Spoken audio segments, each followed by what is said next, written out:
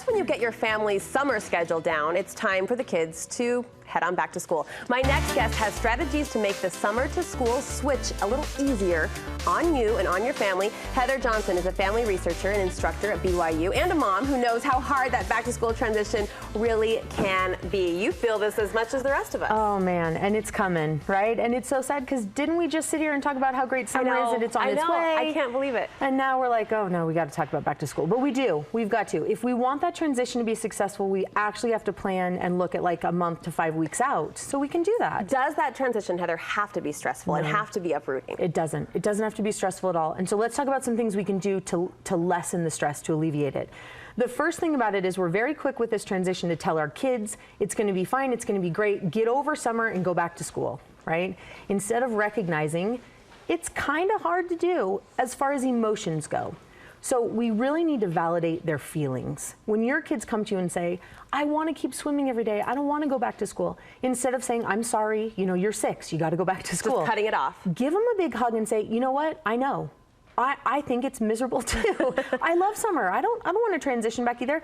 Just validate the fact that they feel a loss when it comes to summer, because we feel it. And so when we tell them it's not real, they don't understand that, and it makes them even more anxious and more confused because they feel like their feelings are wrong. So it's reality. It's reality that we have to give up the pool for a schoolhouse. We do, and it's okay. We can do that. You're encouraging parents to sort of ease back into what can be described as the crazy fall schedule, but that's hard to do, right? Because activities start the second school start, the dance, the fall sports. Sure. So how can we make that work? We're going to say no to a lot of it, and we're going to ease into that full schedule. The first and second week of school is not when we should be going to school all day, then going to piano, then starting soccer, then starting guitar, then starting it shouldn't be. Those first 2 weeks of school should just be school.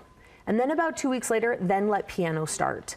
And a week or two after piano starts, then you can go ahead and start playing soccer. So we might have to be calling the dance teacher or the piano teacher and saying, we need a different schedule. We do. We need to ease into this a little bit. It is a lot to say to our kids, you are going from the pool every day or getting up whenever you want and watching movies with friends until late, and now you're going to wake up tomorrow and you are going to literally go from 7 till 9 all day and be focused and be structured. That's hard. So ease back into that schedule. We do this same thing with family vacations, right? You know, as parents, we think, let's get in one last hurrah before our kids go back to school. Yeah, because the panic starts to set in. Like, what have we done? We're going to lose it, right? All of a sudden, summer's going to be gone. But this actually hurts our kids a lot. That feeling, and I feel it very much, you know, we've all come back on a Sunday night to then start work on a Monday morning. And you know that feeling when everything's still in chaos at home, and my laundry still isn't done, and the house still is this, and the car needs unpacked, and I think, and I got to go back to work tomorrow. That's a lot to digest. So I always suggest giving our kids at least 10 days between the last day of their vacation and the first day of school so that they can come back. They can get back on a sleeping schedule. They can eat not vacation food, but real food. They can get back into what that looks like, settle down in their rooms, and take a little bit of a break to transition back to school life. So far, we've been talking about what we can do to help our kids. What can we do to help our own mom brain get in that groove too? Sure. So we're going to be mentally prepared, but what we're going to do is we've got to have a lot more patience. And that's easy to say, right? I say that to mothers and they're like, okay, yeah, say that all you want. It doesn't mean I'm going to have more patience. Right. Yeah. And so what you can do is you can ask yourself a very simple question. When your kids have to make the transition, maybe there's some tears or there's some stress. I don't want to go back. I don't want to do this. Think to yourself, how would I want someone else to treat my child? Right? And it's a really powerful question. Well, how would I want someone else to treat my 8-year-old? Would I want them to be impatient? Would I want them to yell? Would I want them to tell them to go to their room? No, I would want them to put their arms around him and give him a hug and say, we got this, it's okay. And I'd want him to be patient and kind and loving and long-suffering with them. And so when we ask ourselves that question, it forces us to think, well, geez, if I'd want a stranger to act that way towards my child, surely I can find enough patience to offer the same thing. That's wise. And it's a very quick question we can ask. Another thing we can do to start setting things up too is recognize that there are people around them that will be with them where we're not now, right? School teachers, things like that. And we can play, we in our house call it the backwards get to know you game. And so usually our kids go to school and teachers are really quick to get to know our kids.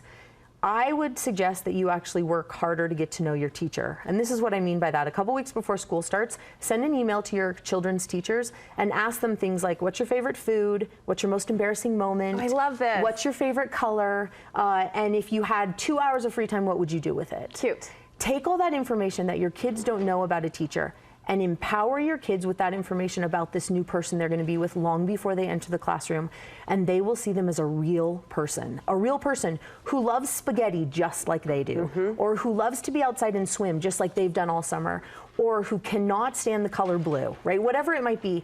And now the anxiety starts to drop because your kids know who they're spending time with every day. I was going to say, especially for little kids who this is still somewhat new to them, the whole school structure, the whole school system, or kids who suffer from that back to school anxiety, that would be such a help. There's so much anxiety because it's unknown. So help them know that person, not in a, yeah, she's in room 2 and you're going to be there from 8 to 3, not like that, but as a real person. And another thing we can do that ties into that while we're talking about gathering information is to give all that information to our children, not just things about their teacher as we play that game, but give your kids as much information as you can. When packets come home from your school, let your kids read them. If there's a back to school night, go. Even if your kids have been at the same elementary school for 4 years, go anyways. If there's a meet and greet with teachers, go meet them. Let their feet walk the halls again and gain all the knowledge that they can. So nothing's a surprise, right? The surprise is what creates the anxiety. Your kids are going, I know what the pool looks like. I don't know what the classroom looks like in 4th grade. I've never been there.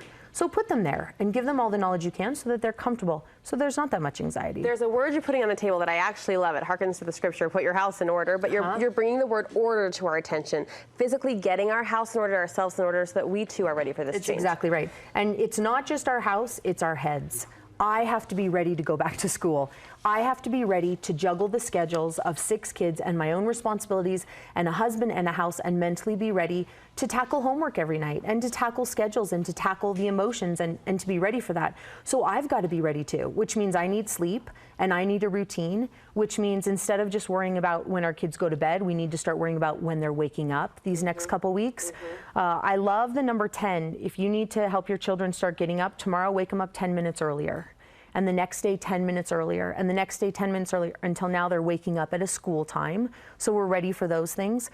Start looking at what you can do to make everything be in order so that when school does start, it's not a shock. We're not, all of a sudden an upheaval in our homes. And so we have that anxiety under control. Somehow, I think I'm speaking for the moms out there, we haven't done a thing, but just listening to this is a step in the right direction. I feel calmer already. So thank you so much, as always.